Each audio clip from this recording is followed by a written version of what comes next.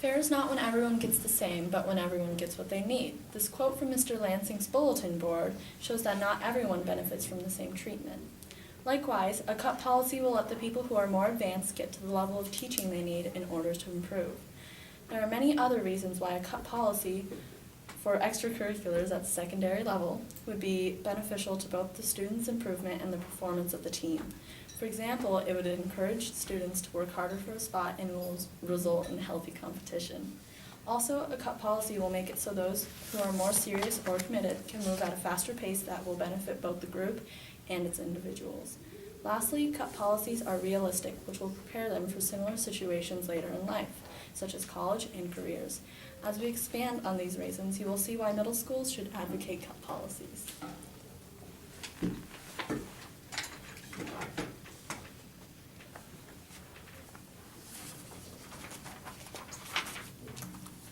To start, a cut policy will result in competition, which is healthy. Some might argue that competition will eventually lead to sabotage and cheating. But with good teachers and strong morals, misguided actions such as these will not be an issue. Friendly competition encourages kids to try their hardest. More effort usually results in more improvement. Along with competition, stress is also something that is commonly thought of in a negative manner. However, there is such thing as eustress. Positive stress that focuses energy, motivates, and improves performance, and feels exciting. Cut policies in supportive environments, such as secondary level schools, will have students using eustress, self-motivation, and hard work to achieve great things. Secondly, the kids who work hard and are committed will be challenged and move at a faster pace. Those who excel because of hard work deserve to be treated differently in order to get better. If a team is letting everyone practice, sure, the beginners will improve, but all of the coach's attention will be focused on getting them up to a skill level that the leaders of the group are already well ahead of. Plus, the feelings of achievement and experience will lose its luster for the people who made twice the effort to join the group. There are other options for those willing to improve enough to make the team without keeping others from advancing. For example, private teachers can help even more than regular coaches because they can mold your practices to your specific needs. Cut policies will help both those who are advanced as well as the ones who are new to the sport to improve.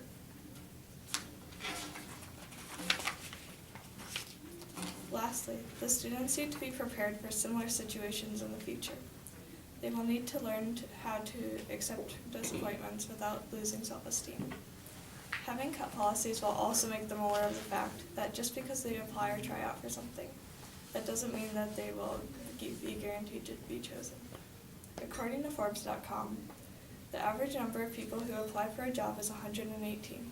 Only 20% of those people are interviewed, and only one is selected for the job. Odds are, students will have unsuccessful moments more than once later on. Cut policies will have a positive impact on a student's ability to recover after experiencing disappointment.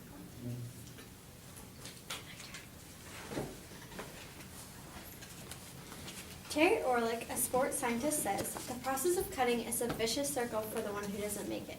He was cut because he was not good enough to make it and was consequently given no opportunity to practice on a regular basis so that he could become good enough to make it, so he is rejected again the following year." Cut policy should not be in place for extracurriculars at the secondary level as supported by this quote, because children at the secondary level are only just beginning to experiment with extracurriculars. Cutting them from a team can end up decreasing their chances of succeeding in college, while letting them take part in an activity can hugely benefit them all throughout their life. Our first argument is that middle school is a time for students to experiment with extracurricular activities and see what they like. Students at the secondary level are just starting to be able to participate in activities such as school sports and music programs. For some students, this could be the first time they've ever done the sport they're trying out for. Cut policies take away a student's freedom to search for a hobby that they are good at. Not giving students a chance will only end up damaging their potential in the end. Cut policies in schools are not only degrading to those who don't make a team, they are withholding a student from uncovering their talents. In addition to letting students experiment, extracurricular activities in schools can help students with their futures. Not letting them participate interferes with their chances of success. According to Fissel and Gorman, playing school sports increases a student's odds of graduating college by 41% compared to non-athletes. Students should be given the opportunity to join a club or team instead of being turned away without a second thought. Being involved with the team will teach kids how to work together, which is a skill that they will need for the rest of their life. Not only does participation help students academically, it can help them learn more about responsibilities. Participation in extracurricular activities can benefit students greatly. The Women's Sports Foundation says that athletes are 92% less likely to get involved with drugs and 3 times more likely to graduate than non-athletes.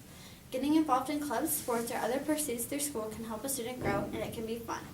Kenny Smith, a school counselor in Thatcher, Arizona, says, athletes learn to manage their time, relieve stress, and learn to strive for excellence in more than one thing. Not only are they shown to be more responsible, students in extracurricular activities are proven to have higher academic scores than those who don't participate.